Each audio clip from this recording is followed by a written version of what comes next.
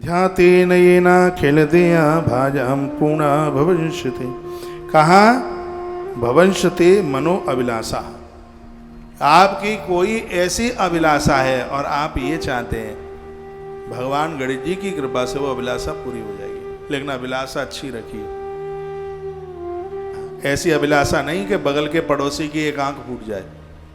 लेकिन पुराण में कथा आती है, किसी को भगवान शिव ने दर्शन दे दिए, कहा वरदान मांग बेटा, क्या चाहता है, और तू जो मांगेगा और वो तुझे मिल जाएगा। लेकिन इतना ध्यान रखना, जो तू मांगेगा पड़ोसी के यहाँ डबल हो जाएगा, दूना हो जाएगा।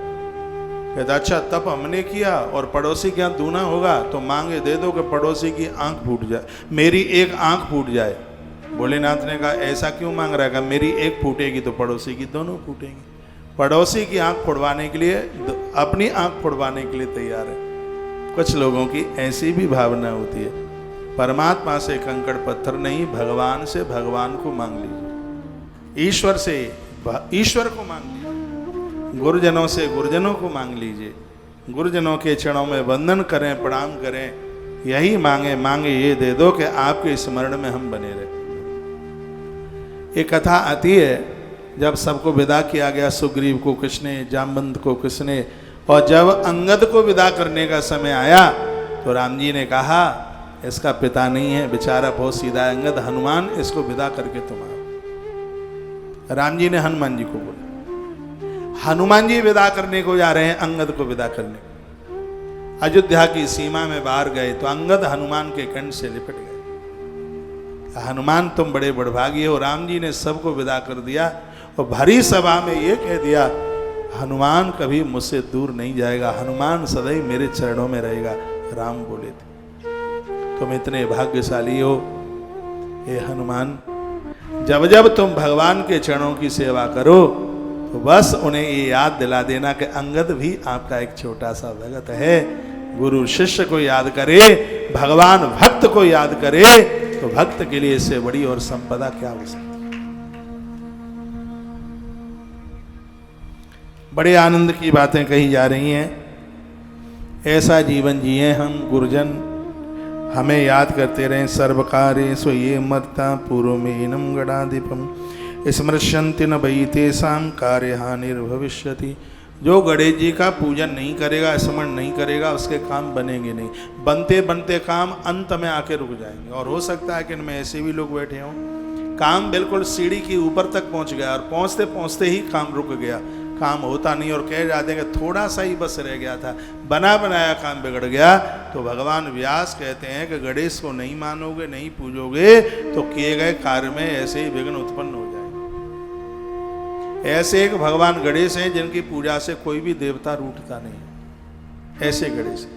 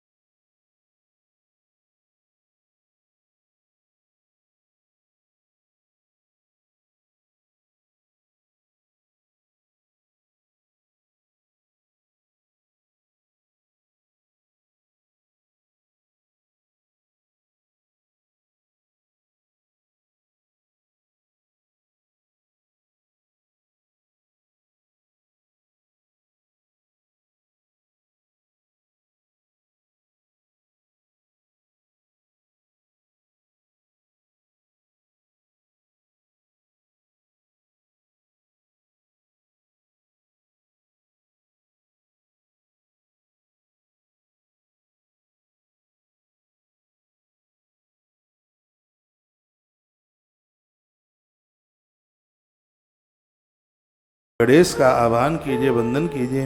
कार सिद्धर्न संदेह तेसाम भूयात गिरा मम। वर्णन किया गया है, कहा गया है, भगवान व्यास कहते हैं मेरी वाणी का विश्वास करना, भगवान गणेश आपके किसी भी कार्य को बिगड़ने नहीं देंगे। ये उन्होंने कहा। विवाहे कलहे युद्धे प्रस्थाने कृषि कर्मणि प्रवेशे च स्मृतिस्तु भक्ति पूर्वम विनायकम। बच्चों के वापर किसी का धामे में बोल रहा था, बच्चों की शादी करने को जा रहे हो, ध्यान रखना जिंदगी भर इस बात को। जिस दिन से खरीदारी आरंभ करते हैं और कहीं आप फार्म हाउस होटल बुक कर रहे हैं शादी के लिए, तो सबसे पहले भगवान गणेश जी की सुपारी खरीद करके लाइए, सुपारी खरीद करके लाइए। कपड़ों में कुछ खरीदना चाहते हो तो सबसे पहले पीला वस्त्र खरीद करके लेके आइए, पीत वस्त्र।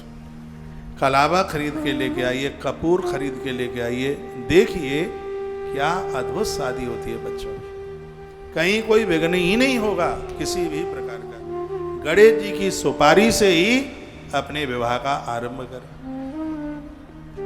याज्ञ का कार्य है, उसमें भी सबसे पहले पूजा पाठ का सामान लेकर के आइए, बहुत आनंद हो जाएगा। 2 सुपारी भोजपत्र में रख करके ऊपर से कलावा बांध दें। जहाँ भंडारे की व्यवस्था की गई है, इस सुपारी को भोजपत्र में लिपटी हुई एक कटोरी में रख दीजिए और देसी घी का खंड दिया जला दीजिए। चाहे जितने लोग जीम जाएं, भंडारे में कमी नहीं आएगी। देवताओं के हलवाई हैं गणेश।